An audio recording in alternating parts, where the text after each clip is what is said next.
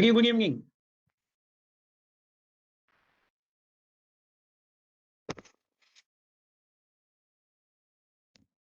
You're live now, sir. Please go ahead.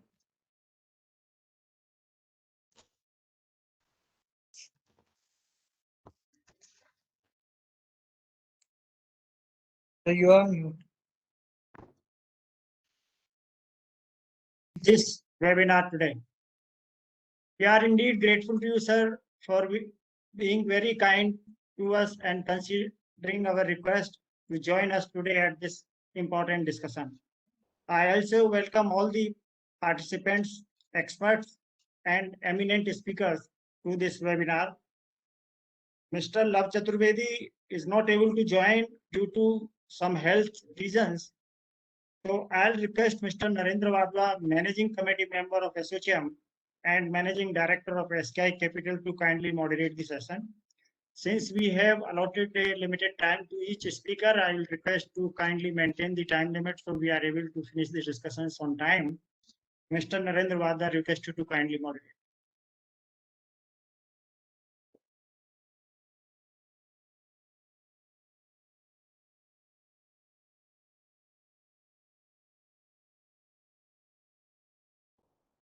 Thank you, Raju. Good evening, everyone. Shri Sundaresan ji, Executive Director, SEBI, and other panelists for today's program.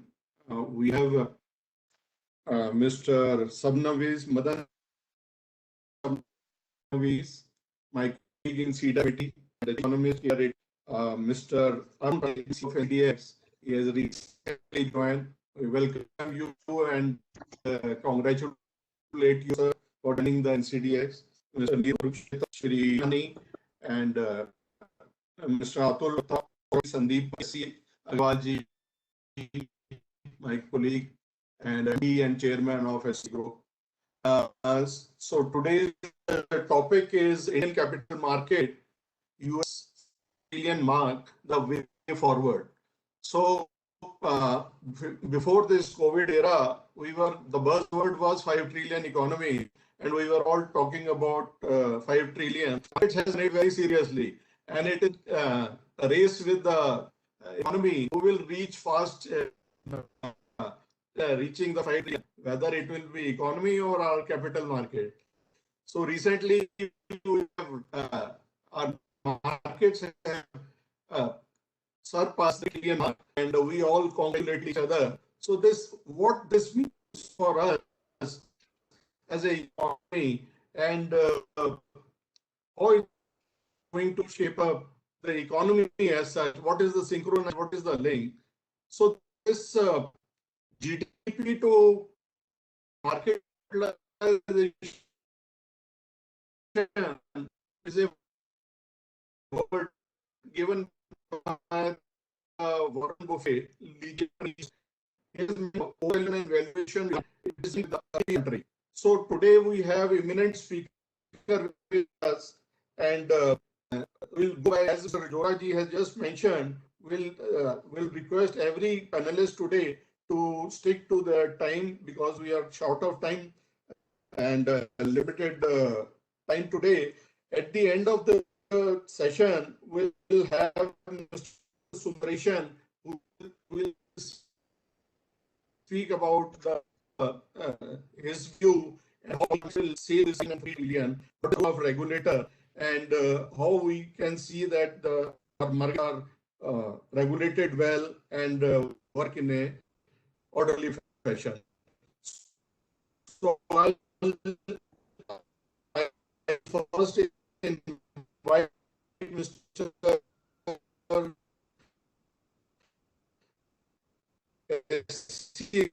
Agarwal to put marks on the subject.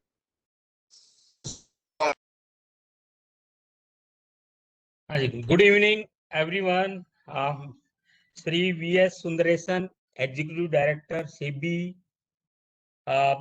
my friend, Mr. Narendra Wadhwa ji, Saurabh Agarwal ji, Sandeep Bhardwaj ji, Atul Kumar Gupta ji, ऋषि नेथानी जी, अरुण रास्ते जी, नीरज कुलश्रेष्ठ जी, मदन सबनवीस जी.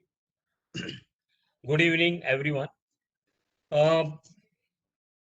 Capital market capitalization of capital market just reaches 3 trillion in May 2021. Actually, we took 60 years in reaching market capitalization of 1 trillion mark. It crosses in 2007. And if we talk about $2 trillion capital market capitalization, it reaches another 10 years. It reaches in 2017. And we crossed in 4 years only 3 trillion mark on market capitalization of capital market. Now, we are targeting 5 trillion market capitalization of share market. And if we compare with GDP, GDP is Indian GDP is also 3 trillion mark as on today, and Prime Minister has dreamed to reach 5 trillion economy by 2025. And but due to this pandemic, our this year 2021 the economic contract by 7-8%, and 2022 we are expecting a growth around 10%. So we are assuming that by 2022 our economy will be pre-COVID 2020 GDP. So by that standard, if we have a optimistic view, we can say that by 2028, 2029, our GDP of Indian economy should be 5 trillion. But definitely our market capitalization will reach 5 trillion mark very early before that. Whenever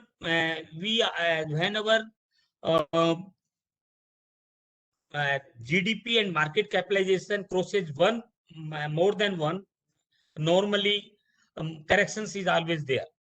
But seeing the strength of the capital market, seeing the reforms happening in the capital market, seeing the regulator is regulating the capital market, we are expecting that we will cross this market capitalization by 5 trillion by in 4 years, 5 years, 4 to 5 years.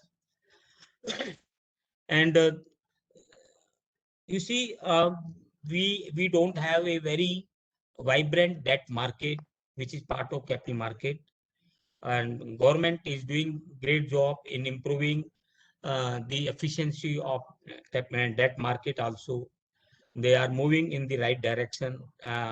Various changes are doing, and yes, we have seen that the fundamental of capital market, we are actually getting FDI in the form of secondary route, not in the in that route FDI. We are there are various challenges. We are getting FDI also, but still we are facing a lot of challenges because of our lack in infrastructure.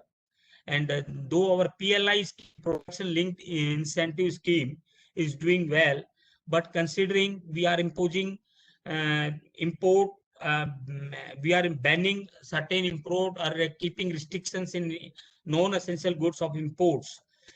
Because of that, the dream of making manufacturing hub of the world is being disturbed. You can do one thing. Either you should protect our own industry, and if you are going to protect your own industry by banning imports or by increasing import duty, you will definitely disturbing global manufacturing hub dream, because then global industry will not come to India. They don't want that disturbance in import and export trade, free trade. So economy and capital market both are interrelated. So, to have very good capital market, or very good debt market. Free flow of funds should be there. FDI and FPI investments should be attracted, and we should have a transparent scheme in capital market as well as in the economy. So this is a hurdle which we are facing, because if we restrict our import, non-essential items of import, then we are lacking this manufacturing, making our manufacturing hub. So that balance we have to keep. Moreover, in capital market, we are doing good. SEBI is rationalizing the way the hurdles which we are facing, and creating good debt market. I think in time to come, by 4 or 5 years, I am estimating will reach 5 trillion mark market capitalization in this capital market. I think I should end here only. Thank you very much for inviting me. Thank you, Asochem, and thank you, Mr. Narendra Bhardwaj. Thank you.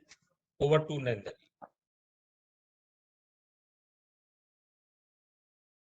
Thank you, Subhash ji. Thank you. The capital market and economy, they are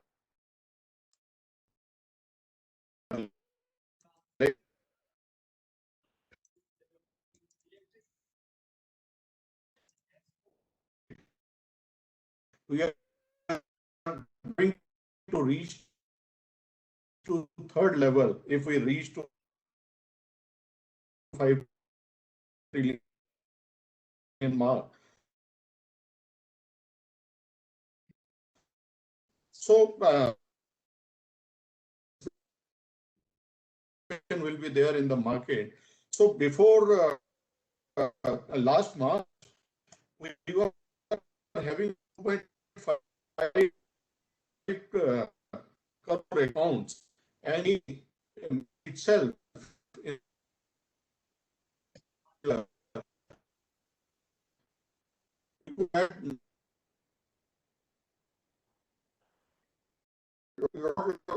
number of DPA.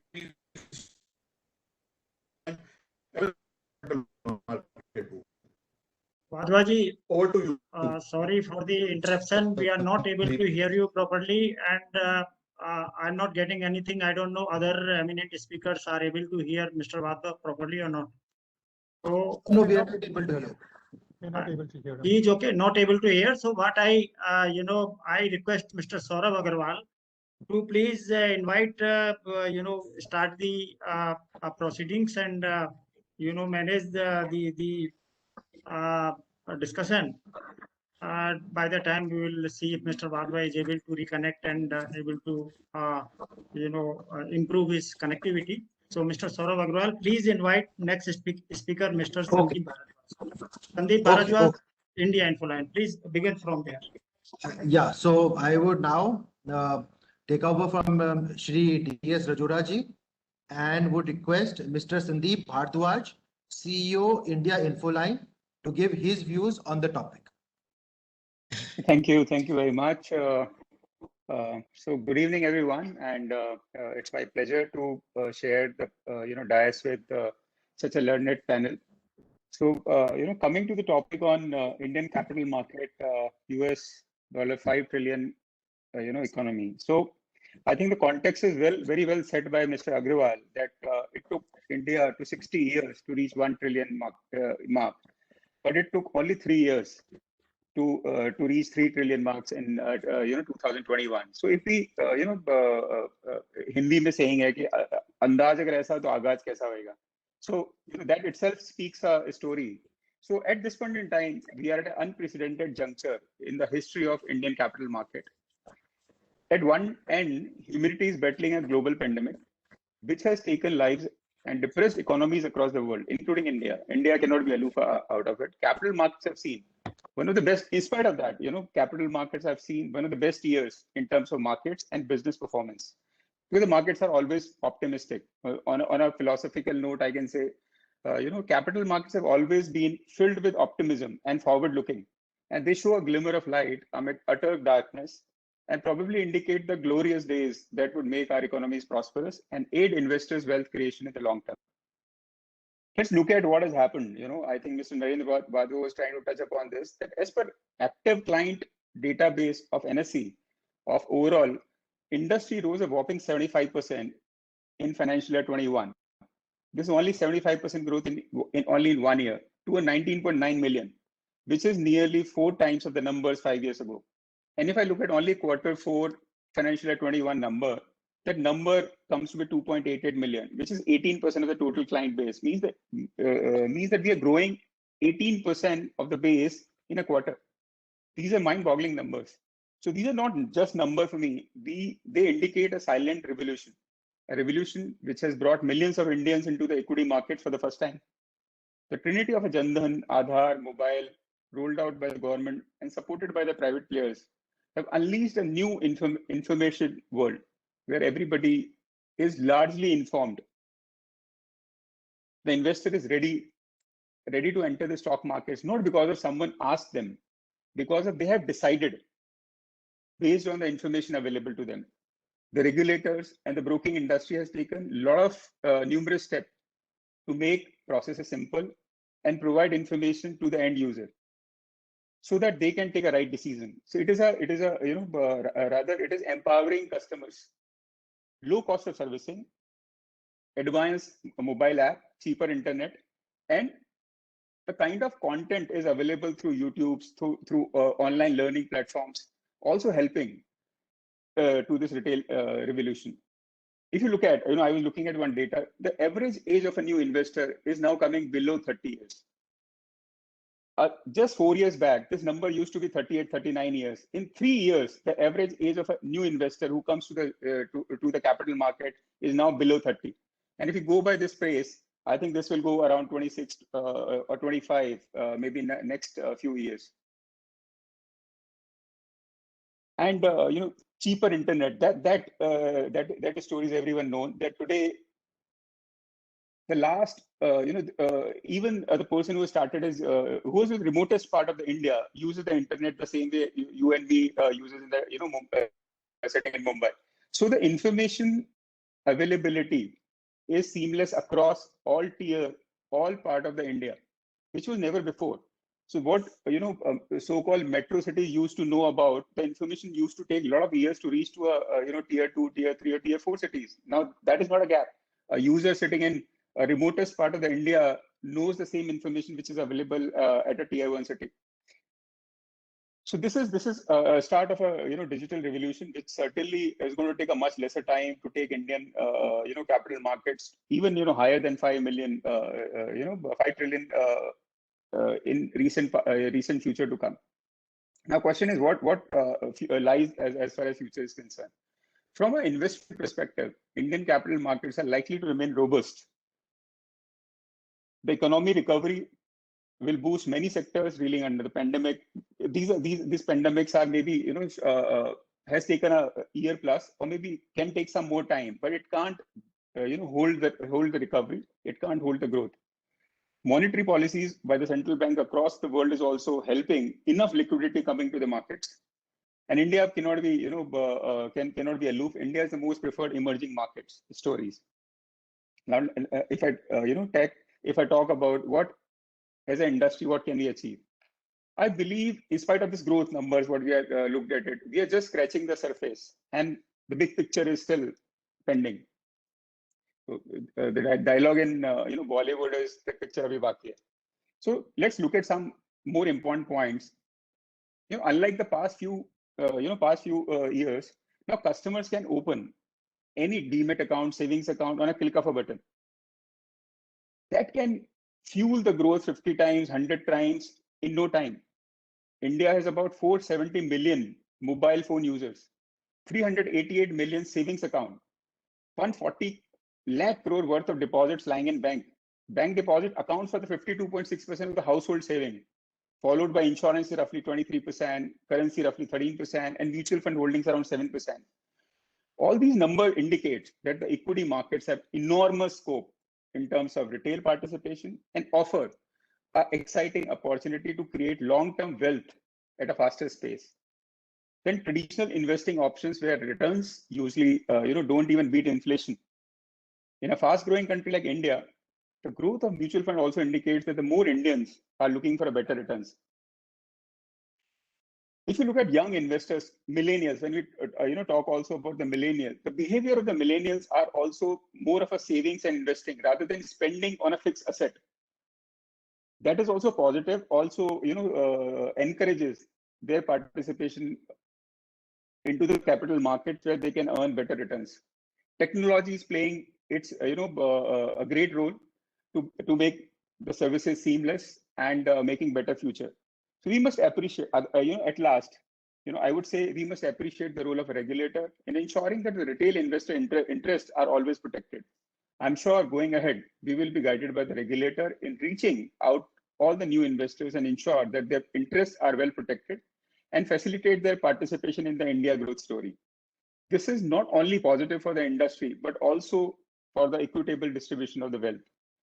The high road of wealth creation, instead of being limited to a small section of individuals, should be available to everyone. With this, I would like to thank you again to inviting me to share my views. Thank you very much. Jai Hind. Thank you. Sanjeev ji, it was wonderful discussion. Next in the line, I am myself, Dr. Saurabh Agarwal. I'm professor at Indian Institute of Finance. And I'll take next 7 minutes. So I'll be there till you use with 5.08 hours. Now, before I discuss, I would like to bring to you a case study. There is one Mr. Agarwal and there is one Mr. Dharma. What does Mr. Dharma do is he gets his salary and very honestly, he spends 70% and 30% he puts it into fixed deposit. He did this all his life, hoping to earn a lot of money when he retires. He does get a good corpus, of course, save. But then there is Mr. Agarwal, who says, no, I must spend a lot of money in marriages. So he spends a lot of money in marriages. He says, no, I must fight. He fights a lot of court cases. He spends occasionally on a dinner also. But at the same time, he takes into account to invest regularly into gold, into equities of good companies, into mutual funds, into index futures, and the corpus he generated, although he was saving not 30%, like Mr. Dharma, Mr. Agarwal was saving only maybe 20 or 22% of what he used to earn. But when he retired, he saved a far greater fortune. And this is, my dear, all the participants, the cause of the growth in the capital markets. The government and the individuals have realized that if they want to accumulate a larger portion of wealth, it cannot be done by ignoring gold and equities, which continue to be the highest earning assets in the economy currently. In fact, I did an event study at the Indian Institute of Finance. And what we did was we tried to analyze the impact of COVID-19 on the performance of stock indices. What we realized is the impact was phenomenal. Some sectors have this include pharma, healthcare, and IT sector. Now, which investment can make 1 lakh rupee grow to 1,40,000 rupee in 1 year? No other. It is the capital markets, Indian capital market. Cannot all capital markets, Indian capital markets, emerging capital markets. We also saw that the second wave which has come, first wave, banks, infra, media, real estate, and auto sector did not do good. And now, as the economy is opening up, the recent rally in the stock market was primarily because of PSU bank stocks. So we expect that banking, infra, media, real estate, and auto, which have not maybe done so well, would likely to do very well in coming time. Now, coming on to how is GDP and capital market connected with each other? They are very well connected with each other because GDP is determined by consumption spending, investment spending, government spending, and export minus import. Now, the investment in capital markets directly impacts the I and the G. That is the investment spending and the government spending. Traditionally in economics, households would save and will give the money to banks, and then the banks would invest into corporate. That will lead to capital formation. Now, with the boom in the capital markets, the investors are directly investing in the primary issues in the market. Also, the buoyancy that has come in the secondary market, because everyone wants to achieve higher level of returns. And no other sector is showing so good returns. Earlier, real estate sector used to show, but now after 2013, even real estate sector has tapered down. And let me take an example. Investment spending in last April and June quarter was 21%.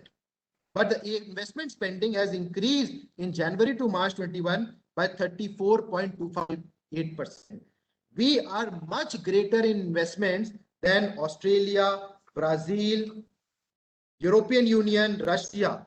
So much greater investments are happening in India, and these investments are hard, fixed asset investments, which will lead to $5 trillion GDP.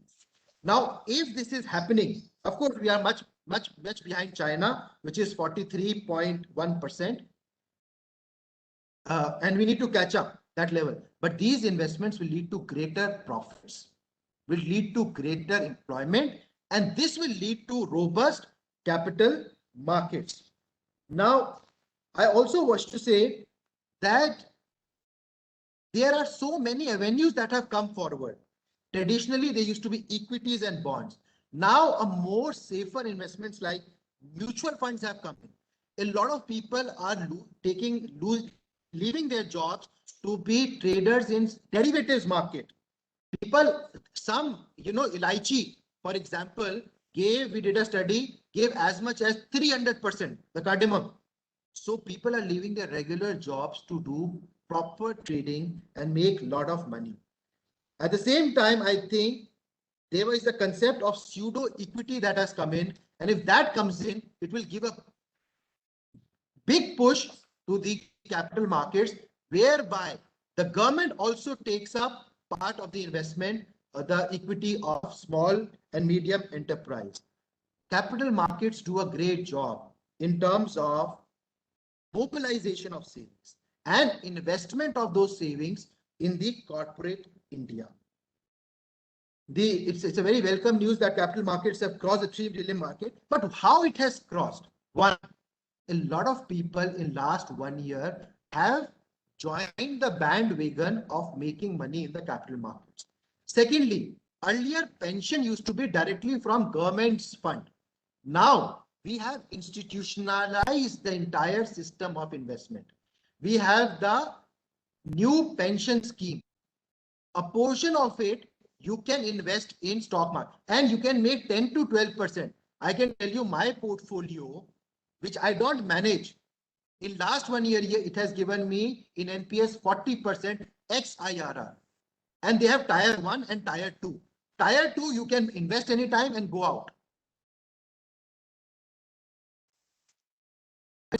On an average, earlier what used to happen is we were prone to FII movement. Like in March, the market started going down because there was an outflow of $3 billion. But in April, May, again the market started going up. The reason being, today our markets are protected by domestic institutional investors who are regularly investing through, and they're getting money through SIPs, mutual funds, LIC, NPS. So I must congratulate SEBI for all the achievements. They are permitting derivative products, particularly algo trading. So we are advancing. We have one of the most advanced derivatives market. And lastly, it is a lot of good tax saving. The richest people in US have saved millions of dollars in tax only by investing in equities. You are not taxed till you sell. Still there is no capital gain, no tax. So I think on one hand, day traders are helping the government of India, GST, stamp duty, and so many other taxes. But long-term investors are also helping the economy.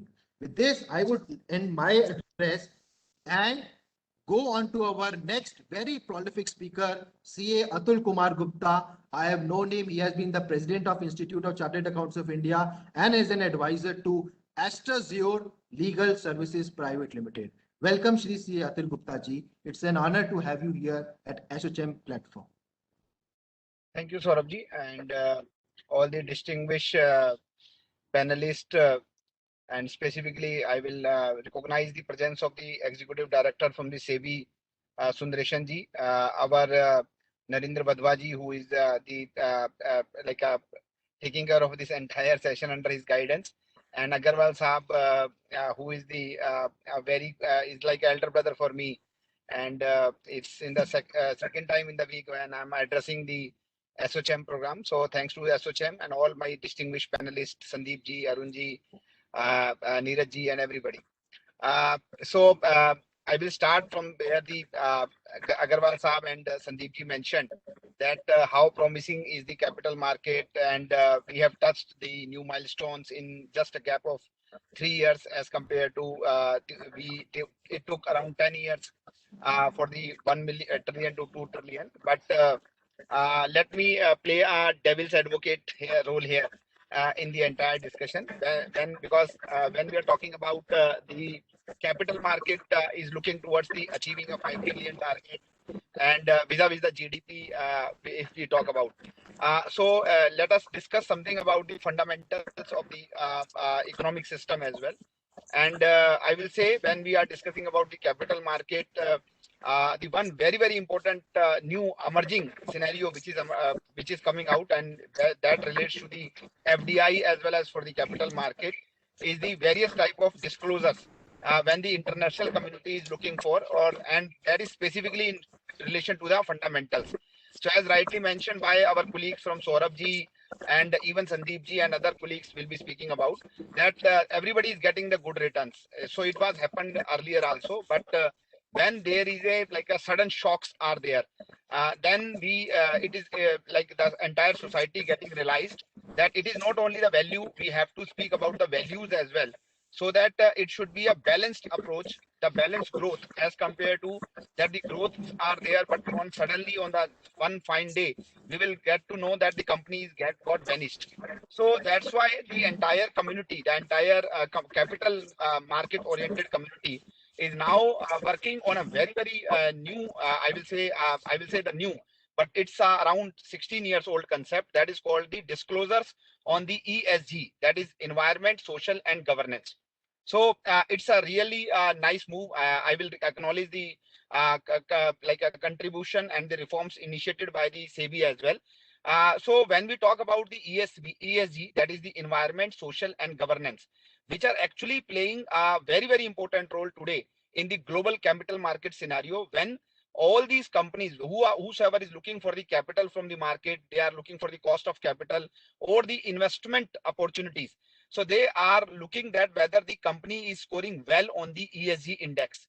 So there is a environment, there is a social, there is a governance, and there are the various parameters. Yes, I am aware that there are the challenges when the parameters are not having the universal applications. There is a subjectivity available.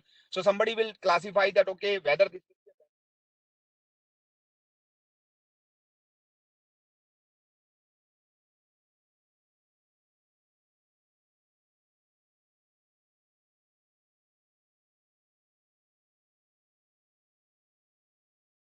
आवाज नहीं आ रही जी आपकी, अतुल जी। अतुल जी, आपकी आवाज नहीं आ रही। No worries.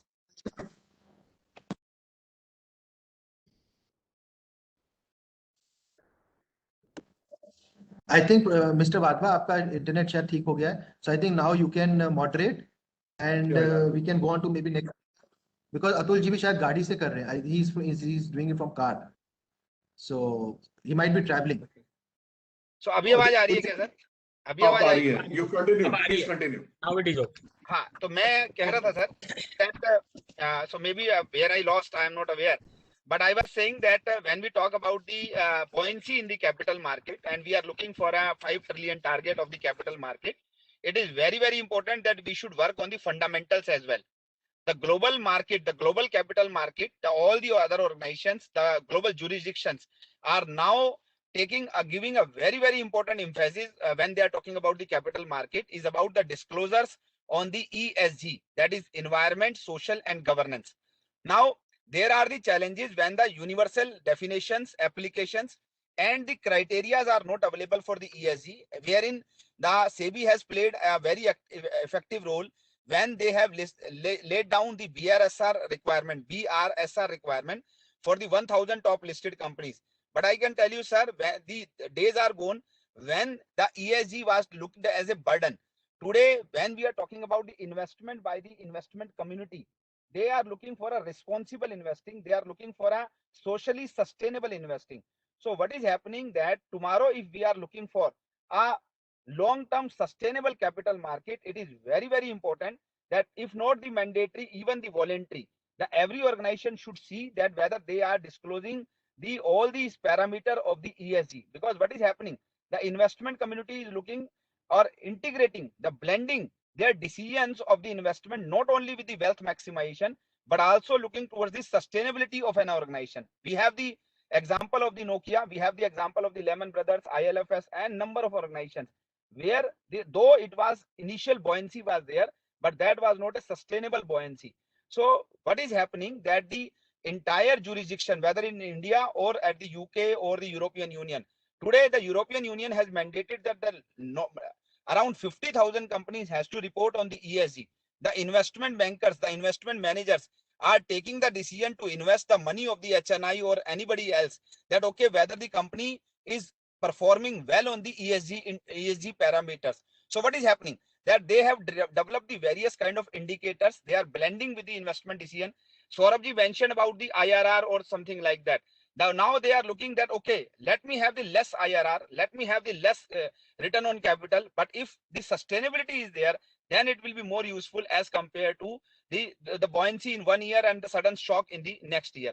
So what I'm trying to convey you, my respected colleagues here in the SOCM, that yes, we all are looking for the 5 trillion capital market. We are looking for the 5 trillion GDP. But it is very, very important for all of us to see and contribute and give a message to the society that rather than 5 trillion in 2025, may it be 2027, but it should be a sustainable growth rather than it's a growth in one particular segment and then sudden shocks are there. Now, for that purpose, the SEBI has given, as I mentioned you, a clear mandate that let the ESG be a compulsory reporting for the 1000 top listed companies as per the capitalization and maybe the voluntary for the others. But it should be a mandate. It should be a vision that yes, in case we are giving even a voluntary disclosure, so that will be even giving a message to the society that the organization will be having a sustainability. I just give you an example that when you are looking for the cost of capital, even the cost of capital in the times to come, the days are not far away. You see the G7 announcement, you see the other announcement. What is happening? That the entire investment community is looking towards the investing in the company which are having the better disclosure as compared to the poor disclosure. So what will happen in the times to come when we are looking for the FDI, when we are looking for the foreign capital to make the India as a manufacturing hub? There will be a challenge of bringing the new capital unless and until we will not adopt the ESG disclosures, may it be the Indian disclosure or may it be the other disclosures. I just wish to update you that like the BRSR is being pronounced by the SEBI for the 1000 listed companies, the similar efforts are being put in by the UK government, by the European Union, by the New Zealand, and even the other jurisdiction. Because I am from the finance community, I just wish to share with you that the recent integration of the Integrated Reporting Council and Sustainability Accounting Standard Board with the IFRS Foundation, the days are not far away when the ESG disclosures will be the part of the financial statement, not only as an annual report, but as a part of the financial statement itself. They are constituting a new board that will be called as a Sustainability Accounting Standard Board, which is going to release the standards on the sustainability on the ESG by 2022, when every company will require to follow and disclose not only in the annual report but also in the financial statement, and that is something will give us a foundation. So my request to you that in case we are looking for a buoyancy in the capital market, that 5 trillion capital market, it should be based on the very, very strong fundamentals to protect the interest of the common man as well. So these were this is the message from my side. I'm aware that because of the technical glitch, I took through 2-3 minutes extra.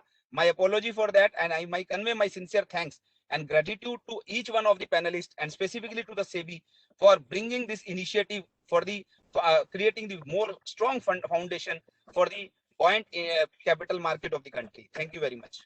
Thank you, Atulji. Thank you. Thank you, Atulji, and bringing in the important ESG part, which is environment, social, and governance. A year back, ESG was is a buzzword amongst the investment community, especially the mutual funds, where they floated schemes for ESG only. Now it is all over, and thanks to the initiative of SEBI, where they are conscious and ahead of other regulators of the world. So it is very important that these factors should be there once we are reaching to the 5 trillion economy.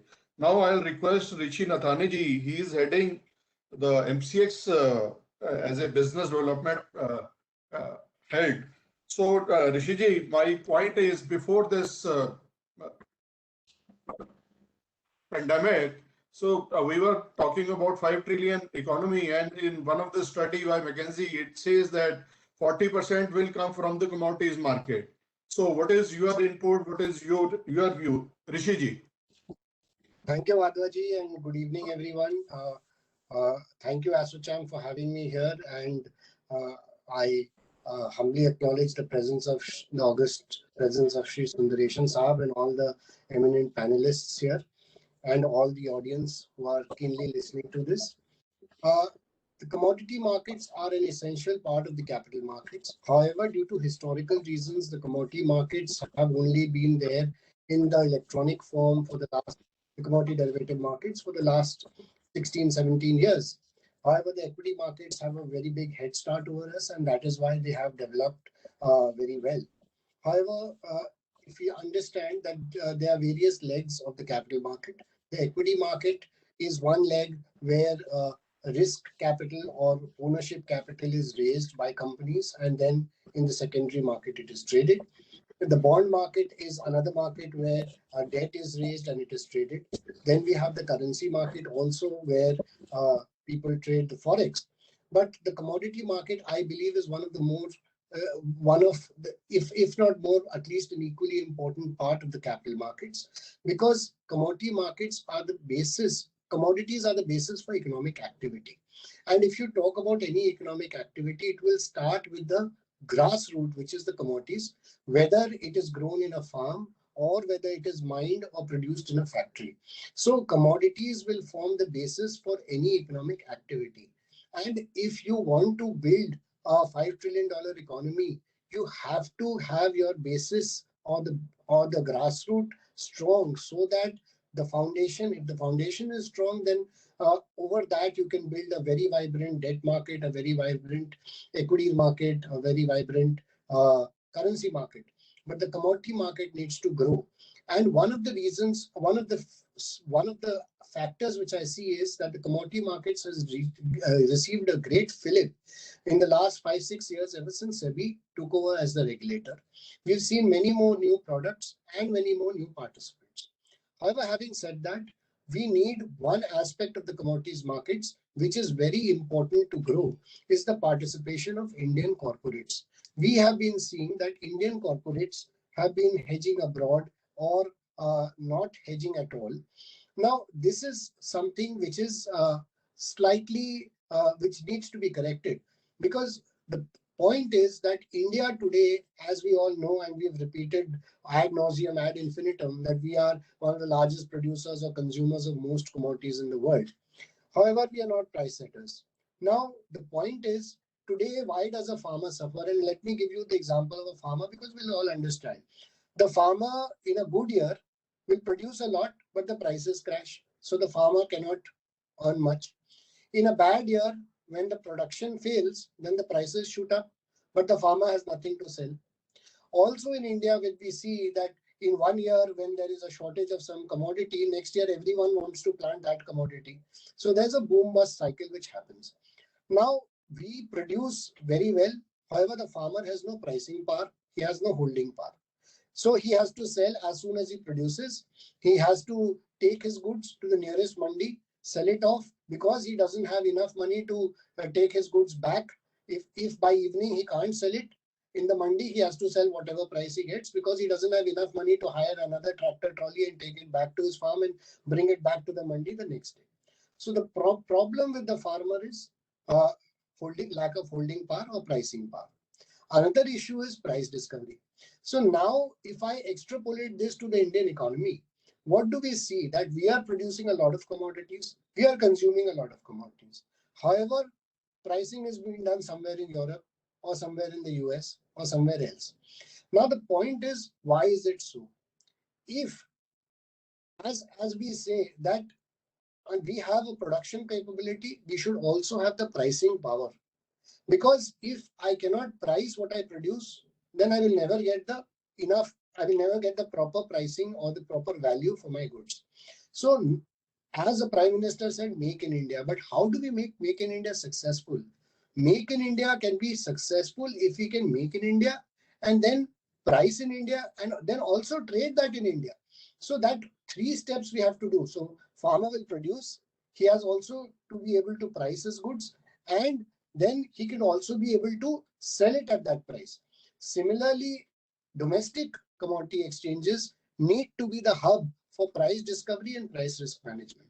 So we need to encourage, and the regulators have been doing a lot in this respect, but more and more corporates. So I appeal to ASSOCHAM as an industry body also, that you should get more and more of your members, especially so not only the large corporates, but also the SMEs, MSMEs, etc., to come and hedge on the exchange. Because if they come and hedge on the exchange, the liquidity, the volumes will increase, better price discovery will happen, and it will lead to the realization of a more vibrant commodity market.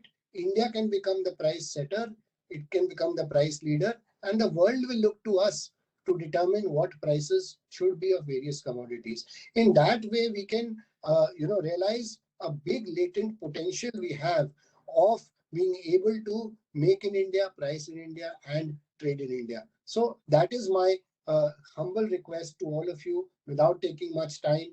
This is one aspect I wanted to touch upon, ASSOCHAM being an industry body, and this being a forum where we are discussing how the capital markets could contribute to a $5 trillion economy. I think the commodity markets are a very strong and a very important aspect where we can help achieve this dream. So thank you so much, and back to you, Madhavaji. Thank you, Rishiji. Thank you. And bringing in commodity part in 5 trillion economy. As a chamber, ASSOCHAM is proactive in educating and having conferences with SME. It's the SME chamber predominantly. We'll definitely try to educate SMEs to hedge in on the commodity exchanges. Now I'll request Mr. Arun Rasthe, MD and CEO NCDX, has recently joined as MD and CEO of NCDX, the largest commodity exchange on the agri side. So as Mr. Rashid Nathani ji has said, the post-harvest issues with the farmers are there. And when, 15 years back, these commodity exchanges were made, the very purpose was risk discovery, or the price discovery and risk management, price risk management. So, our markets were built, word over these markets are built after these spot markets are there for longer period of time. In our case, we built up the future market or derivative markets in commodities, and we are trying to link it with our spot market. Sir, your view on the commodities part in this 5 trillion economy. Thank you. Thank you, Madhwaji. Good evening, Mr. Sundareshan and all my fellow panelists and all those people who have joined this webinar. I'm grateful to Professor Saurabh as well as Rishi Nathani ji that they have covered some of the things which I wanted to cover. So I'll limit myself to agri and related commodities and what possibly could lead to that 5 trillion economy. So let me put things in perspective. If you're looking at the US economy as of today, it is about $22 trillion US economy. If you're looking at the GDP of US. And if you're looking at the market cap in US, it is approximately 198%. That is about $43.7 trillion. Vis-a-vis that, if you're looking at India, it is just about 104%. So if you're looking at, last year, Indian GDP was about $2.57 trillion, and the market cap was about $2.66 trillion. So there's a huge scope. So when we say $5 trillion GDP, the market could be at $10 trillion.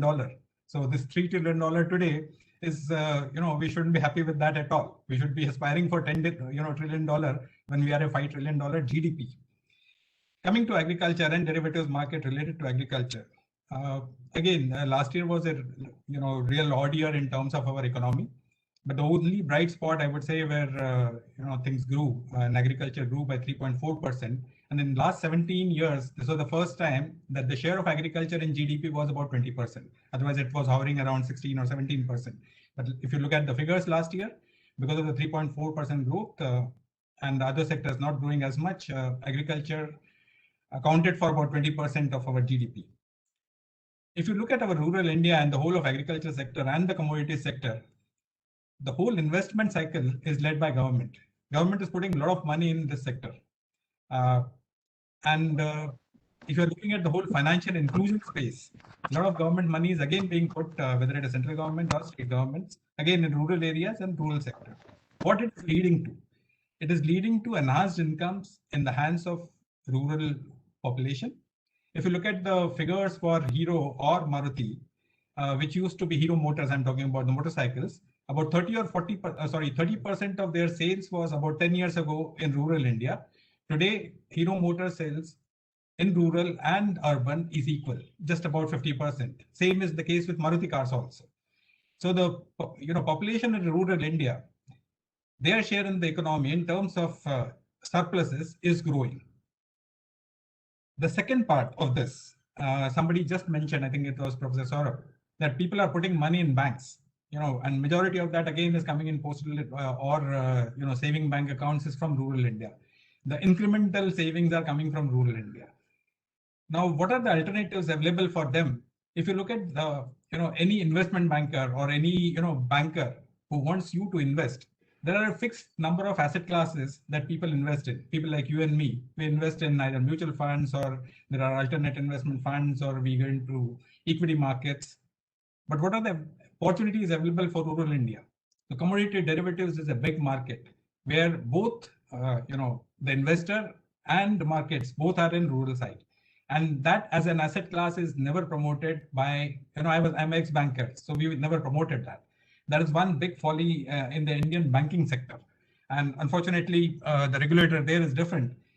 I'm very thankful to SEBI because of their development role. They have been pursuing with RBI as well. And they have, permitted mutual funds, alternate investment funds, and hopefully in near future, we'll also have FPIs coming into commodity derivatives market. And the investment might go up. But just to, again, go back to the US and India example, if you're looking at the percentage of equities in the market cap in US is about 71% and commodities is about 4%, vis-a-vis 76% in India for equities and just about 0.12% in derivatives market. So there is a huge scope for people to invest in derivatives markets and agri commodities and also make money out of that. It will also help mitigate the risk involved in agri investment. Everybody talks about NPAs in agri sector and allied sectors, but it's not so. If you are hedging the risk, if the farmers' risks are hedging, if the banks can hedge their risk, probably the derivatives and futures market is one big option which can help eliminate those NPAs. And that elimination of NPAs will also provide a lot of liquidity. And once the liquidity comes, whether it is in equity markets or whether it is derivative markets, the markets are bound to grow. Now you will say, what are the opportunities in a particular sector that I'm talking about? So if you're looking at just companies, a few companies I would name, somebody like UPL, somebody like Britannia, look at the growth curve. And you'll be surprised that some of the biggest brands, so you know, there are a lot of people here who are sitting in Delhi.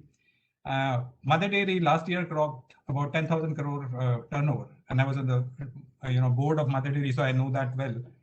And not a single penny has come from capital markets. Amul clocked about 35,000 crores turnover last year. Not a single penny came from capital markets. Are there avenues for investment in some of these companies? We need to explore those. There are two other things which possibly we should be looking at when we are talking about this economy. The Banking Regulation Act is coming for some amendments in this monsoon session. And there is a need to amend some of the clauses in Banking Regulation Act whereby the banks will be rather forced to link their loans with hedging. And that will eliminate a lot of their own problems and provide risk-free credit to the agri sector and the derivatives market. That is the first thing. And the second thing which I thought I should bring it to the table is, somebody spoke about the ESG compliant bit. When you are investing into agri and you are investing into rural India, the capital markets not only will grow, but it will be ESG compliant as well. Most of these companies are ESG compliant. Before I end, there are two things which I should mention. Professor Swaminathan had mentioned long ago that if agriculture goes wrong, nothing else in this country will come right.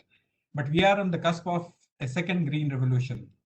And we as exchange are ready to play our part in it. SEBI as a regulator is enabling us to do it. It is for all of you to invest in agri and derivatives market and to ensure that we achieve what US has achieved, the market cap being almost the double of actual GDP. Thank you very much. Thank you, Mr. Arun Raste. Second green revolution incoming. Thank you again for your input. Now I'll request Mr. Neeraj Kulshrestha. He is Chief Regulatory Officer, BSE, and earlier Chief Business Officer also. Mr. Kulshrestha, please.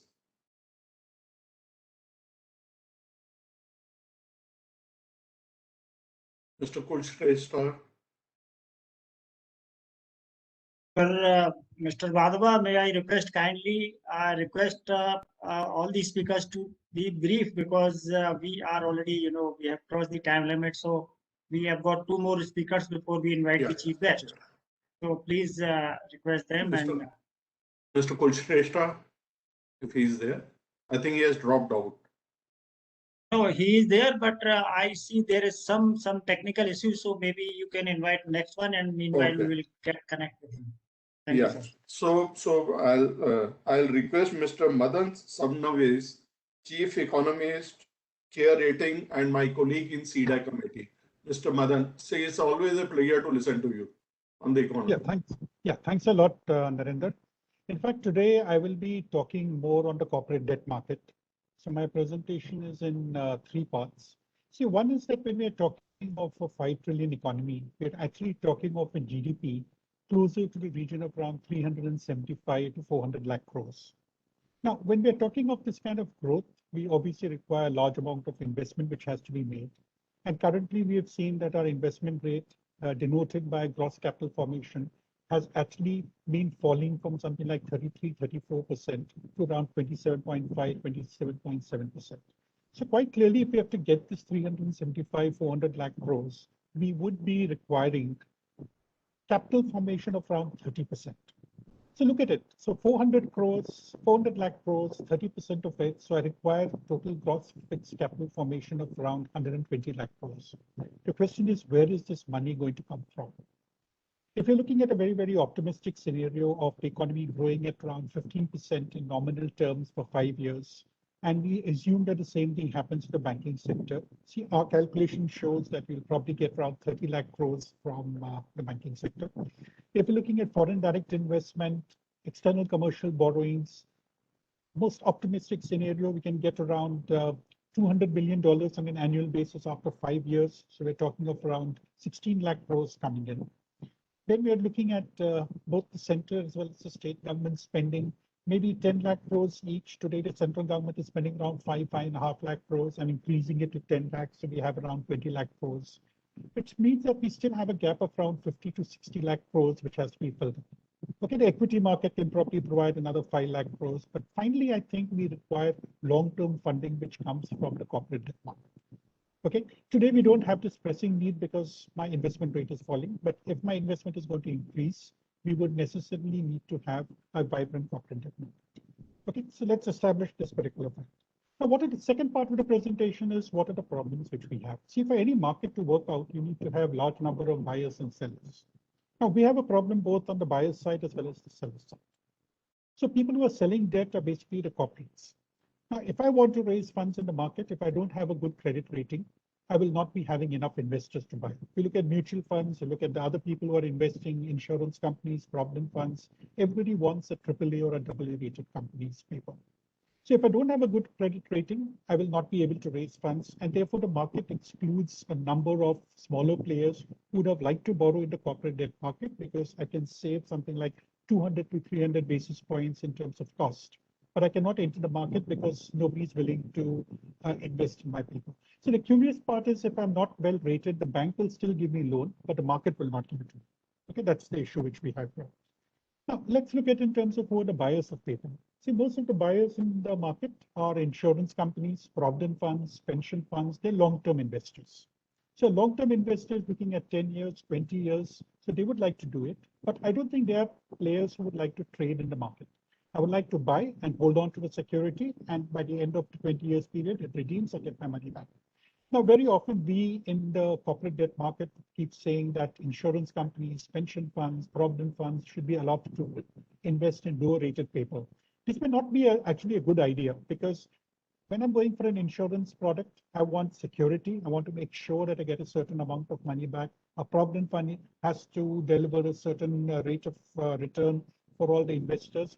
So it would be a bit far-fetched for one to say that these institutions should be taking more risk. So what exactly is the solution now? Because we are saying that we have a corporate bond market. We have raised around 7.5 lakh crores, 7.75 lakh crores last year, an all-time high.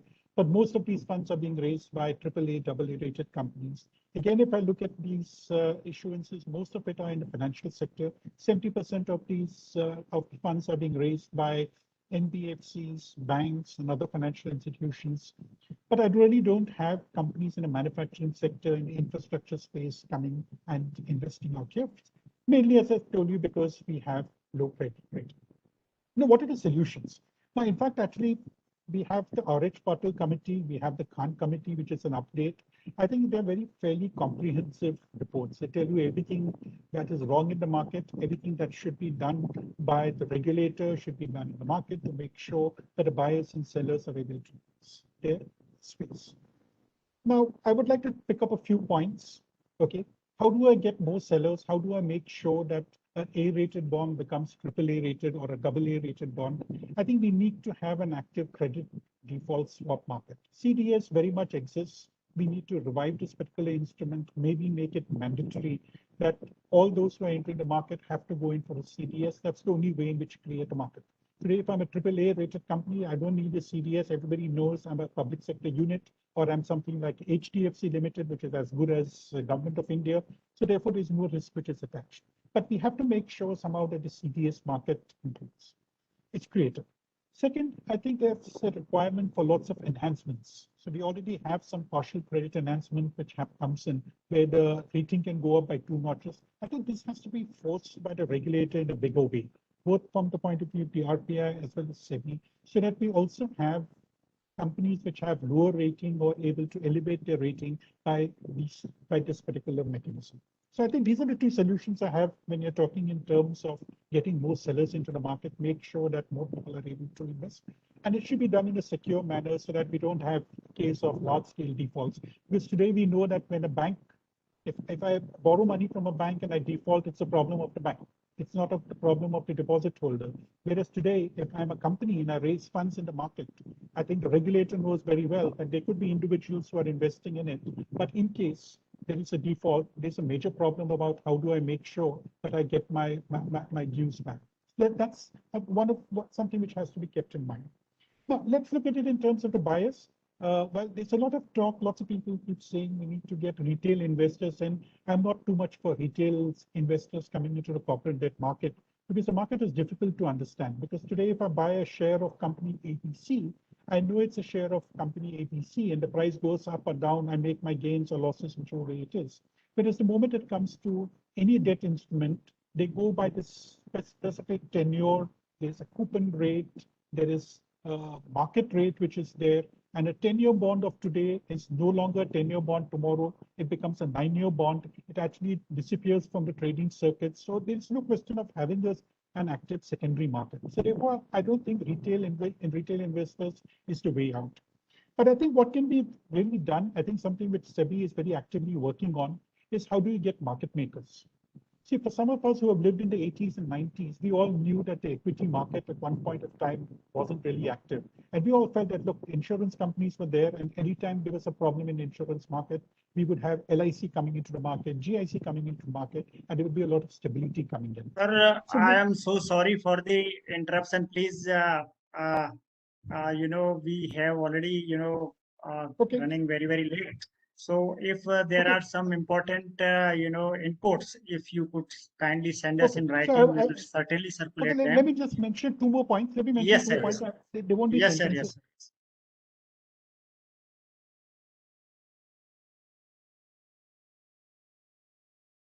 sir. Sir, you have to unmute, Mr. Madhav. Okay.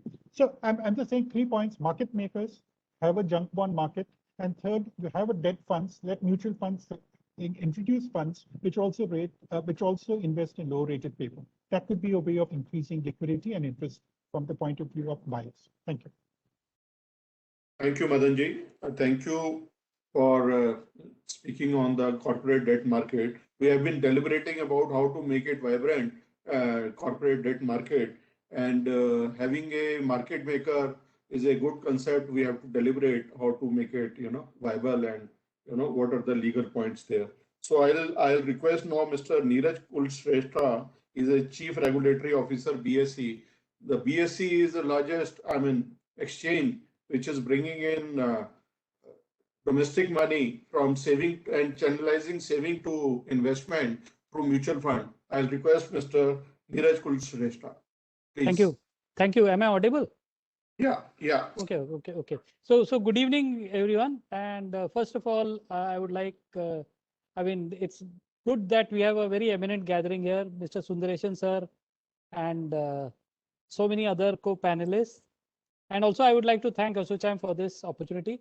See, our view on this 5 trillion economy, as well as for market capitalization to reach there.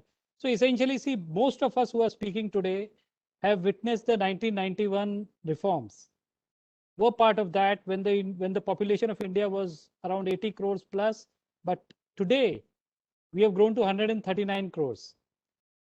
And as of today, we see effectively 40% of us, that is around, let's say 50 crores plus, 55 crores of Indians have actually not witnessed what took place in 1991. And those reforms were very, very important. So what it leads to is that finally, if the correct infrastructural reforms take place, they can result in boosting the economy, and eventually economy and markets are correlated. And given that when we see the government, because I know it's already late, so I won't take a lot of time.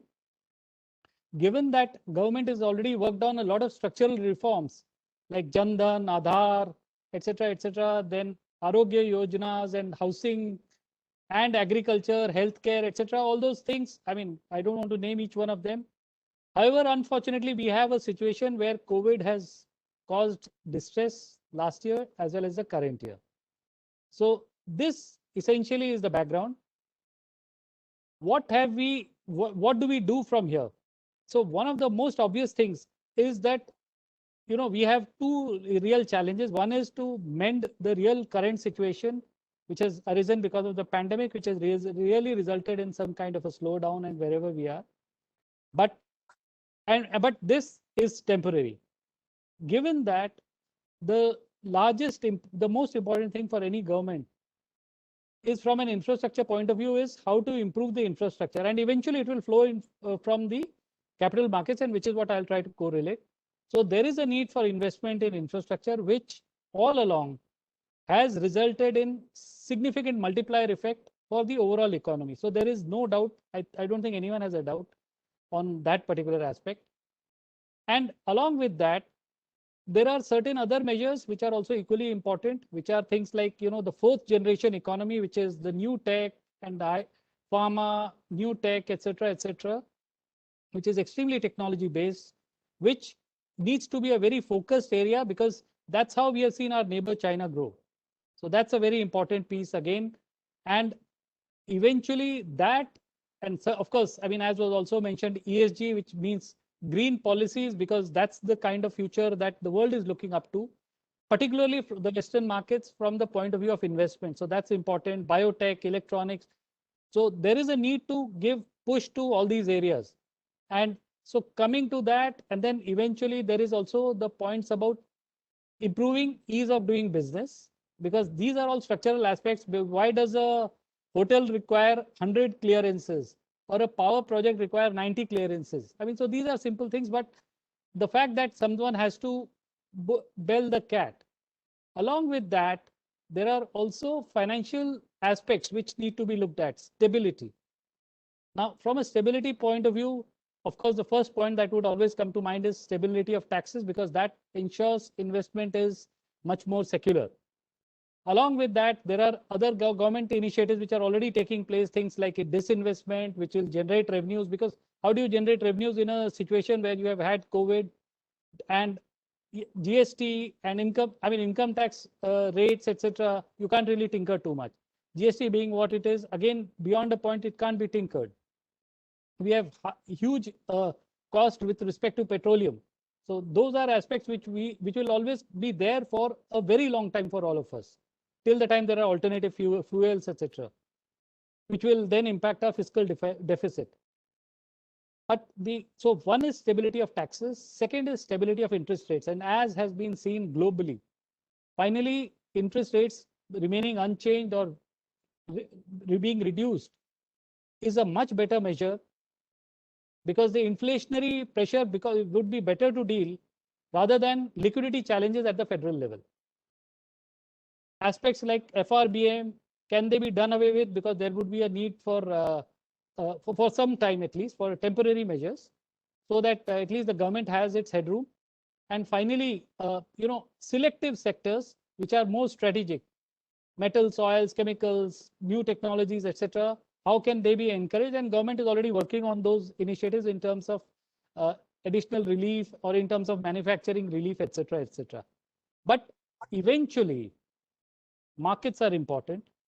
And when I say markets, it's essentially capital raising. That's one of the most important thing. And as we have seen, despite COVID, last year, the country has been able to raise $235 billion US, which is again a record over the previous year. So despite the COVID, if that was possible, and this is all across all asset classes, which includes equity, debt, etc., etc.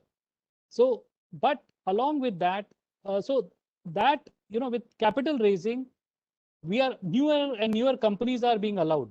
So what I talked about earlier, if incentives are provided to the new generation companies, for startups, SEBI has already come out with regulations. And of course, it can be improved based on whatever are the further inputs, but there is already, for the new entrepreneurship, there is already a way for companies to get listed. Similarly, for SMEs, there has been a very widespread way to get listed. Then finally, commodity markets, yes, they are important. Debt markets, they are important. And mutual funds. And mutual funds eventually are also equally important, because they have been able to raise a lot of capital. And as we see, the growth of mutual fund industry has on a average has been around between 8 to 10% year on year. And even month on month, I mean, we see significant growth, although, I mean, the recent past may not be as good in the past few months. So there are all these aspects which collectively structural aspects, if they are taken care of, the markets will automatically take care of themselves. So I know, I think we would all like to listen to Sundaresan sir. So I'll stop here. Thank you very much for providing me this opportunity. Thank you. Thank you, Neeraj. Now, now the time has come to invite Mr. V.S. Sundaresan. I'll just brief you about Mr. Sundaresan. He is the only officer in SEBI who has worked in all the departments of SEBI, and he has the longest tenure in SEBI as a ED. So I'll request Mr. V.S. Sundaresan. So he has always talked about 3 Ps, which are policy, products, and participants. All three aspects are there for the growth of the economy. So our markets are moving and people are participating. I'll request Mr. Sundaresan to please speak about the 5 trillion economy and the orderly fashion of the markets and regulators' role in achieving that. Thank you. Mr. V.S. Sundaresan.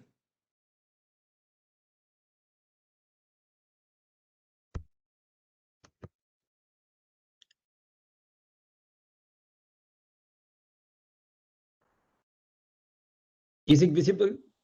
Yeah, My yeah. PPT Yes. is visible? Yes, sir. Okay. Good evening to all of you. I thank ASSOCHAM and the office bearers of ASSOCHAM, more particularly Mr. Rajora, Mr. Agarwal, and Mr. Wadhwa for inviting me for this session, and also the eminent panelists as well as the participants who are in this. Thank you very much and good evening to all of you. I would like to first put a disclaimer class.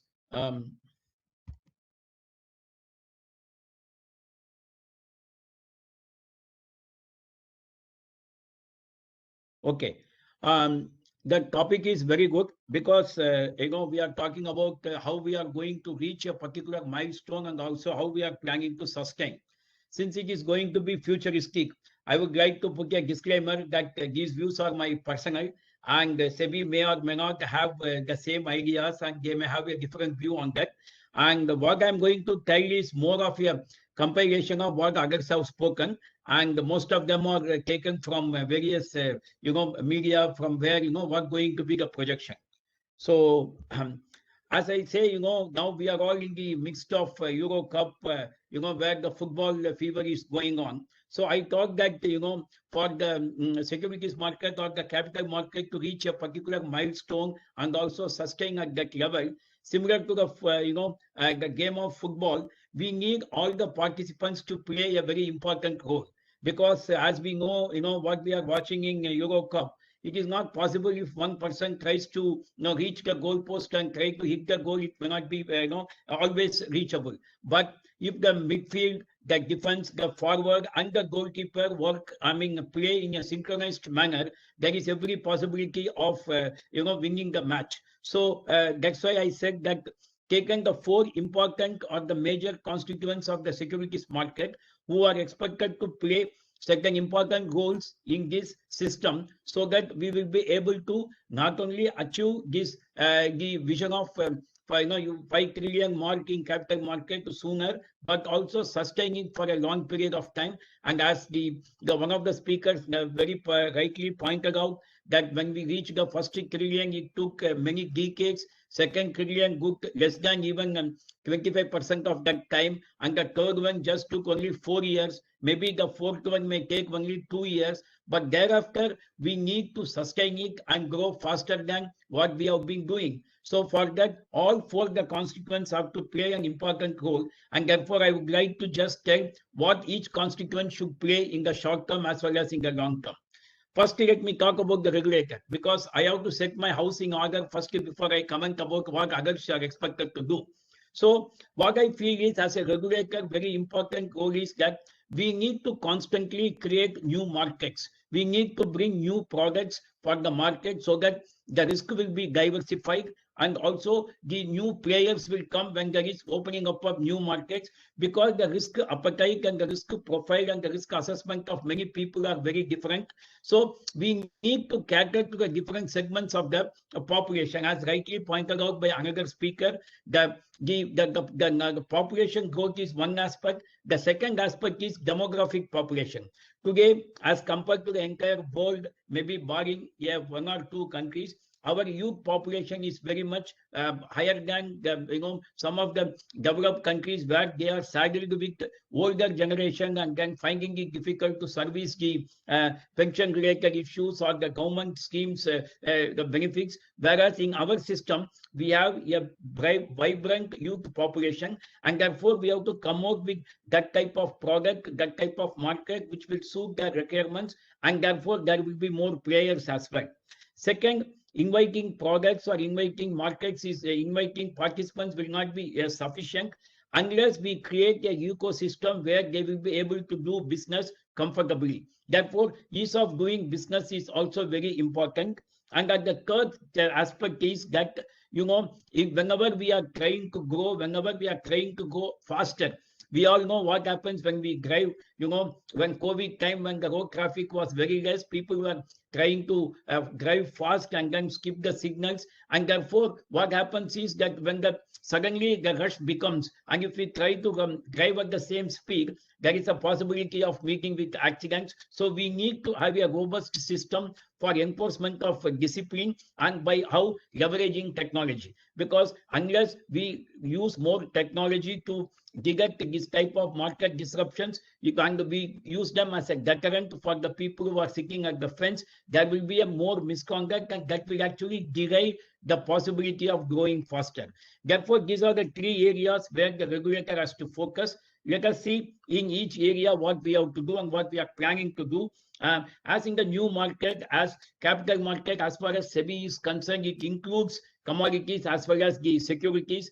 Therefore, the first thing which the budget announcement has already told, that we are going to start the gold spot exchange. It is going to integrate, to begin with, the spot exchange with the derivatives market. We are going to come with a new instrument called electronic gold receipt, and that is going to be treated at par with any other security under the SCRA Act, and there is going to be opportunity to all the stock exchanges to offer, and this will be a beginning. I hope all the precious metals, or over a period of time, maybe once we see the success of this gold exchange, other precious metals are also introduced, different types of securities are being introduced, the derivative instruments on that. And in the process, as again somebody pointed out, in many areas, either our consumption is more or production is more. But in none of the such products, we are the price setters. We are always price takers. Therefore, if we are able to do, and gold is one product where our derivatives turnover is very high, and the spot market is also very well doing, there is a regulated system is there, and therefore once we develop a good gold spot exchange, there is every possibility that other metals can also come in, and then we can really set, and our consumption of gold is very, very high in the world. Therefore, we will become a price setter.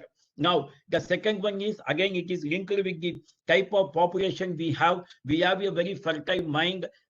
Somewhere I was reading or hearing somewhere that, all the top companies in US or in Europe, the people are occupying the top positions are basically Indians. That means they are the people who are actually the brain behind the success. When such people are occupying such position and earning such type of revenue, they will be able to do startups. So we are having a fertile mind. There are many investment opportunities coming. There are people who are coming with innovative ideas, and therefore the market has to provide a platform for them to convert their ideas into capital, and the capital formation should take place. They will be in a position to use that capital for further research and development as well.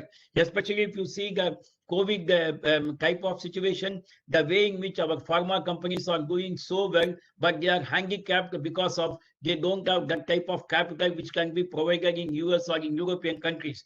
Therefore, this type of investment opportunities are very important. As a regulator, we have to create a ecosystem where although we already have a Innovators Go platform, but the platform is not functioning as expected, and there are many expectations from the market that SEBI should activate that much more. So that is another area where the regulator has to give more focus and ensure that the new market is created for such type of capital raisers.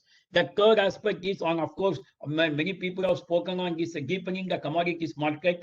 As one of the speakers very perfectly said, agriculture is going to be very, very important aspect for us. And we are already going through the problem of this minimum support price and other things. If we want to overcome such type of decade-old or multi-decade-old concepts and educate the farmers, one of the best system is to have options on goods for them. Recently, there was a pilot project which was conducted by NCGEX, with the guidance from SEBI, and the success rate was so high. All the farmers who have participated, FPOs and the farmers who have participated in that chana as well as in the mustard seed, they were benefited so much. The profit they earned is close to 70% of the crop price they could sell, more than the cost at which they have incurred. That shows that options in goods is a very good product. This will help the FPOs to decide the price at the time of sowing itself, and it will help the market as a whole. Now, the next aspect is that on the new product or a new stock exchange type of thing is bringing the non-profit ventures into the capital market and helping them to raise money. Today, we know there are many NGOs, there are many philanthropic institutions which are doing many things, but I do not know how much of transparency is there, how much of we all are, in all probability, all the people who are here will be definitely giving a lot of donations to all these things, but nobody knows where the money is going. Most of us are giving either because it is ATG or ATGG benefit. But if you ask even the place where you have donated, what they have done, I think most of us will not be even knowing about that. So we are planning to bring the concept of social stock exchange, although it is not very vibrant in many countries, but couple of countries have shown very good, remarkable progress in that, whether it is Hong Kong, whether it is UK, whether it is South Africa. So we must also try that maybe over a period of time. Once these type of new avenues are opened, there is a possibility that the capital market can go much faster than what we have in mind. So this is as far as new market and new products are concerned. Moving on to ease of doing business, as I said, simply telling people to come and do business will not be sufficient. We have to enable them to provide a proper legal framework. So one of the proposal which has already been announced is to have a uniform securities market code, unified securities market code. So it is not only removing the provisions which are not relevant or creating more confusion, but it also very important that we draft it in such a way that it is understood. Just to cite an example, couple of days back, one of the messages I got in a WhatsApp was that to interpret a very small particular provision. Let me read out for you, then all of us will understand how confusing we make our laws. The quote unquote, the provisions of this act will not be applicable if the amount due is less than 20% of the principal amount and the interest thereon. So it says 20, if it is less than 20% of the principal amount and the interest thereon. There is no comma anywhere. Now, what is the interpretation you will take? If you take, if the principal is 1,000 and the interest rate is say 10%, you can say 20% of 1,000, that is 200 rupees plus 10% on that. So 200 plus 20 is 220. Or the worst scenario will be, maybe some of the regulators will interpret like that, 200 rupees, that is 20% of 1,000 plus 10% on the 1,000 rupees, which is the original principle, because it says interest thereon. Here, thereon refers to what? If it is simple 1,000 rupees, there is no problem. We will definitely accept each other's point of view and probably you may settle it. But if it involves billions of dollars, then what will happen? We will engage lawyers to fight the matter, and our judicial system will take its own time, and finally it will end up after 10 years or 20 years. That is what happened in our telecom dispute problem, whatever you call, whether it is AGR or whatever terminology they use. So very important thing is that it is not only to have a unified code, but also graft it in such a way and put a framework in such a way that it is easy to understand, easy to implement, and people do not simply for the sake of misunderstanding get into problems. The second aspect is that we have to give you a proper rights and ownership. Here it is very important is, as I said, when you come out with a new startup type of thing, the ownership is very important, but at the same time, control is also important. So we need to encourage differential voting rights type of shares. We need to come out with new possible instruments. One of the very good things which has recently happened is entitlement of the rights to trade on the exchange. Similarly, we need to come with a differential voting rights shares so that it will help people that to raise money, but at the same time not losing the control. The other aspect is, of course, it is already on the public domain, whether we should continue with the concept of promoter, whether we should continue with the concept of, come out with the new concept of controlling shareholder. The other important aspect is, as I say, again, somebody pointed out that, we need to have the skin in the game, whether we should encourage more people to have ESOPs, but we have to develop some sort of a system where the employees also participate. If you see, most of the tech companies have created many billionaires, not because of by saying the monthly salary. When somebody explained about how the person was saving, Agarwal versus Dharma. But here, what I would like to say, we should compare with a tech company and a non-tech company which is surviving for the last 100 years. In a tech company, they have produced so many billionaires. Not that the tech company made a substantial profit like a brick and mortar company, but they encouraged the employees to take shares in the company that gave a lot of opportunity and also the skin in the game for them, so that they contributed much more than what they otherwise would have done it.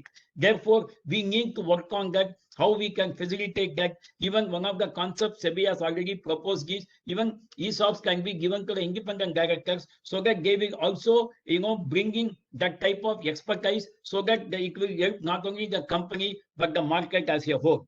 Having said about ease of doing business, the third one is about strong enforcement. As you might have seen in the recent past also, we have come with an order where there is a lot of leakage of information is taking place, and whomever you talk about in any, of course, we are not going for any functions now because of this pandemic. Otherwise, whenever you speak to somebody about securities market, the first thing they say is, insider trading chalta hai. The insider trading has become the norm in the stock exchange, in the securities market, and not an exception. We need to change that. For that, as a regulator, it is our responsibility to use advanced technology to find out how this type of misconduct is taking place, what type of action to be taken, and enforcement has to be faster. So the onus is so that it will set a good trend for the people who are otherwise honest, because the honest person will think that, what is the point in being honest if the dishonest person is not getting caught and he is not being punished? So the onus is on the regulator to develop and leverage technology to find what type of misconduct happens and try to take action as soon as possible and deter and act as a deterrent for the people who are just sitting at the fence to jump this side or that side. Now, this is for the regulator to do. And moving on to the intermediaries, who are the other set of important constituents in the market, because intermediaries are the one who bring the fundraiser and the investors together. The intermediaries play a very important role because they actually bring trust in the market. If the intermediaries do not play their role, whether he's a broker, whether he's a merchant banker, even I would take the extent of mutual funds, because they are collecting money from one hand and that money is invested. One of the speakers nicely pointed out that how the corporate debt market has to improve. The corporate debt, who is going to invest? If we people put our money in debt schemes, and the intermediary which is collecting the money from us should have good ethical standards to invest and then give the return to us. So what is expected from them? As far as I am concerned, I say they must have proper due diligence at the time of coming out with the product. There should not be any mis-selling. They have to price the issues properly because very important aspect is that the investor should not lose money in the market at the beginning itself, then the trust will get lost. At the same time, they have to do adequate disclosures so that the investors can take an informed decision. Moving on to the other type of intermediary like a broker, like a mutual fund, or even a AIF, they have to assess the risk of the clients, accordingly sell the particular product. But today what happens? Every day, at least I can tell about myself, I get one call from one of the insurance companies asking for this product or that product. When I ask that person, do you know what I am doing, where I am working? We don't know, sir. That means even without knowing my background, what I am, what is my age, what is my what you call the earning capacity, they try to sell a particular product which has got 10 years duration. Every year you are expected to pay 10 lakhs. I said, do you know what is my capacity to pay? Nothing. They don't know anything. They simply randomly get one phone number. Without anything, they will talk. So, and unfortunately, all are not, literate or educated like me, so that you can cut short the conversation. If the person gets into this type of transaction after 2 years of making the payment, for due to some reason, if he is not able to pay the premium, he will get into a problem. So we need to be very important. The intermediaries have to assess the risk of the prospective investor and should not do any mis-selling. Now, moving on to the third aspect, who are the very important cog in the wheel, that is issuers. As somebody already spoke about environment and sustainability and governance, I have put it in a different form, especially on corporate governance. My important, in today's standard, I would like to say, especially after this pandemic, although I have put succession planning at the fourth item, but that should be the first item, because the way things are happening, no one is sure whether what is going to be tomorrow. Because this pandemic at least has taught us a very big lesson that we all know life is uncertain, anything can happen anytime, all that is fine. But are we implementing that in practice? The answer is, I'm very open to say that the answer is no. So it is very important that whether it is a personally or it is in an official capacity or in a business capacity, succession planning is very important. Because if you are not putting proper succession plan, sustainability will not be possible. Because whatever plans you might have had in your mind, in your drawing room, but that is not translated into the next generation who is expected to run the business, it will actually create a chaos. So one of the important aspects of governance is succession planning. The second one, which I have already spoken about, is prevent leakage of information. It is very important that you will come to know in the next 2 months the type of order SEBI is going to pass. It clearly demonstrates that there is lot of misconduct at the top level of the institutions. I'm not naming anybody, but if this is the way which a regulator can catch, even last month, the month of June, we have already passed one order, one of the very big companies, similar type of orders are going to come, which will clearly show that people have not learned their lessons. They are thinking that they can get away by doing this type of mischief, but I'm sorry, the day is not far off for them to, one day they may even go to jail. So they have to be very careful. They should just not do this type of things.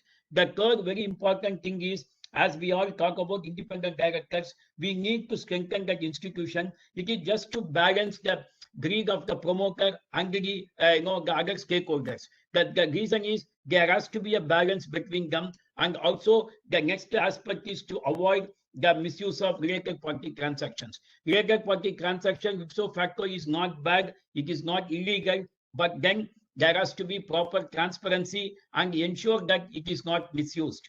Moving on to, as somebody already spoken, environment and sustainability, we can create a capital market or a securities market unless we have responsibility towards the future. If we do not adhere to the concerns of climatic change, if we start misusing the water, misusing the air, what happened, we know just a couple of months back, for the natural thing which is oxygen, people were dying, which was not available. If we do not know how to use it, we simply, try to store it as if we are going to use it as and when we need it.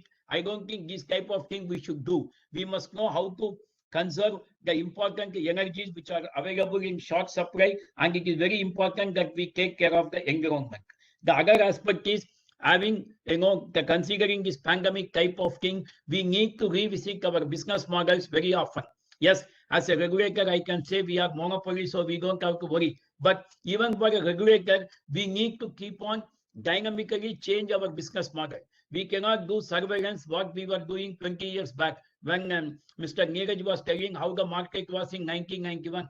That type of surveillance, if I start doing that, the market will not survive and SEBI will not survive. So every person has to change the business model and must have adaptability. How fast one adapts to the new demands, how fast one, what you call reallocates his priorities will help them to survive. And this type of sustainability has to be disclosed to the market. You want people to have faith in your system. Similarly, as we said that technology has to be used not only by the regulator, but also by the issuers. They need to develop good services with the investors. Yes, this type of conducting meetings through webinars and other things or conducting AGMs is enabling more people to participate. Digitization of disclosures is another thing. And of course, wherever time is being consumed because of physical things, that can be brought down, whether it is I just given one example of the time between listing and the closure of public issue. Even in rights issue, I don't know why it should take 60 days. I don't know why in what type of, wherever it is possible, we should make use of the technology, reduce the time period, because time is money. We all know that. So if you reduce the time, automatically it will result in savings. Now, having said these three, the other person is also equally responsible. That is the investors. They cannot be reckless and they cannot expect that they will be protected all points of time. So what is expected from them is investor awareness. This is the responsibility of all of us, whether it, ASSOCHAM is already doing that, whether it is SEBI, whether it is stock exchange. We need to conduct campaigns to educate the investors and make them more aware. So that is one side. The other side, they have to be responsible. They must also understand, not simply by reading something in the Google, they cannot think that they have become experts in options and futures. They should not start trading in the market just because somebody told in the other day that in the last 8 months, more than 1 crore investors have come into the market. I am really worried about them. Will they have shirt after 6 months? I doubt. Because I don't know whether they are aware of the problems, aware of the risk profile of each product they are dealing with. I'm not telling they should not come, but they should come with the proper knowledge of the product and the risk which is associated with the market. Similarly, the other aspect from regulators' perspective is they should have proper KYC. Whatever orders we have passed in the last 2 years, if you see, there are many new accounts which are opened, and I do not know whether the other intermediaries are hanging glove with them or they are trying to cheat the system. Either way, it is bad. So we should be very careful on that. And the investors should know what is their goal, whether they have a short term, whether they have medium term, whether they have a long term, what is their investment profile, what is their expectations. And very important is risk assessment, and they should not be greedy. So the important aspect is all the 4 constituents of the market have to work together. Then only we will be able to not only achieve what we are expecting to do, whether it is 5 trillion or 6 trillion, and at the same time sustain it. Now, if all 4 people are expected to work together, the very important thing which I would like to explain with an anecdote is there has to be a reduced gap between expectation and execution. Now, you will see that there is a temple here. 1 minute, I'll try to.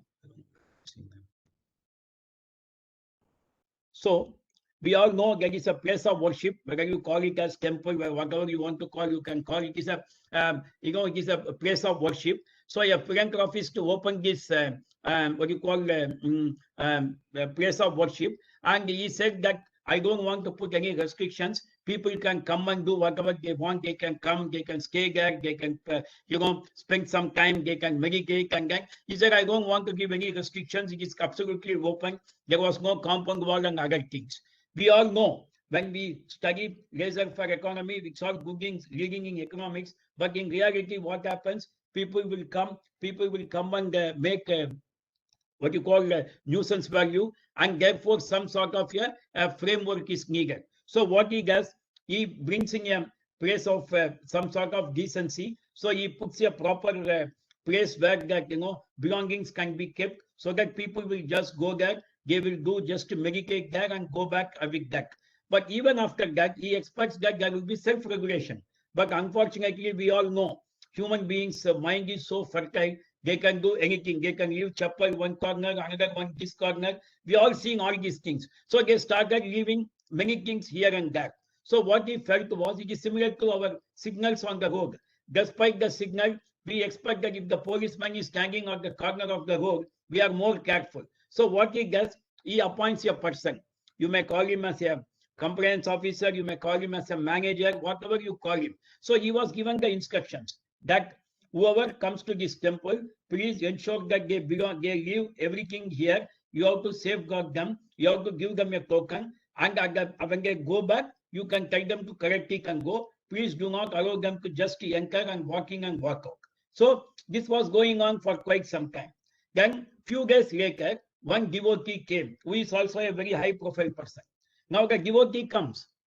And then the devotee says, I want to just go inside the temple. Now the place of worship. The manager or the person who is in charge of this maintenance, he says, I'm sorry. I have been given the rule book. This is the rule where you have to leave your footwear and other things here. You just can't walk in.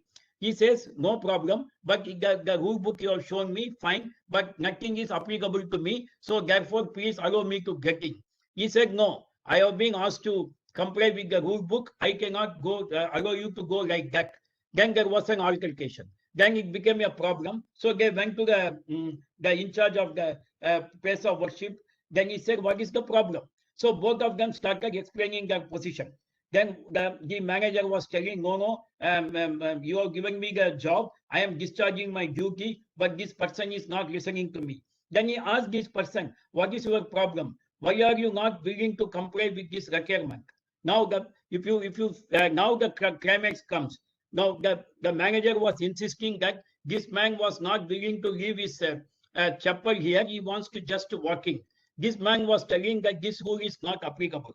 Then the owner was getting perked up. He said, I can't understand what are you telling. How do you say that it is not applicable? Now, this man says, I have come with a barefoot.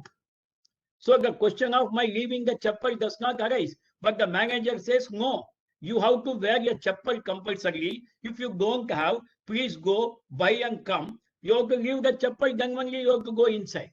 But the rule book is basically, if the person is coming with the, not barefoot, but coming wearing the chapel, then he has to leave. But the person, how he interpreted it, anybody who is coming, they have to leave their chapel here. So the interpretation created the problem. So there is always a gap between the expectation and the execution. We need to reduce that. We need to ensure that what we intend to achieve is understood, and therefore we are able to meet what we expected to do. So with this, I would like to conclude by saying that do or die is the old saying, but do or try is the new saying. So we need to keep trying. Then only we will be able to achieve not only 5 trillion, but we will also sustain and we can grow much more. Thank you very much for this opportunity once again. Thank you, Sundareshan sir. It is always a delight and it is a great insight. Always a delight to listen to you. I've heard you so many times, but the way you, illustrated, it is phenomenal. So, so you have rightly said that we'll reach to any levels, not only 5 trillion, if there is a orderly market and we all 4 participants act responsibly and do their work. As you say that the product suitability and the intermediation, we have to be very careful. So are MIIs and regulators, they have to be very careful. We'll reach to whatever level, not only 5 trillion, if there is an orderly functioning of the market. You have rightly said that as a regulator, you are coming out with the electronic gold exchange, and there is a social exchange also in offering, and the role of DVRs and ESOPs for different development part. We are really grateful to the regulator, our SEBI, who are proactive and ahead of the other regulators in the world, and doing the development role also, apart from the regulatory role. I'll once again thank you, every participant, Mr. S.C. Agarwal, Subhashji, Sandeep Bhardwaj, Saurabh Agarwal ji, Atul Kumar Gupta ji, Rishi Nathani ji, Arun Rastre sir, Neeraj Shrestha ji, Madin Sabnivas ji for your insight and your input. It was a wonderful program. I'll again thank you from the ASSOCHAM for your participation and a great program. Thank you. Thank you once again. Thank you.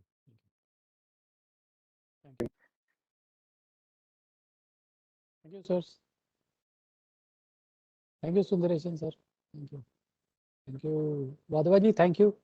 Thank you. Thank you, sir.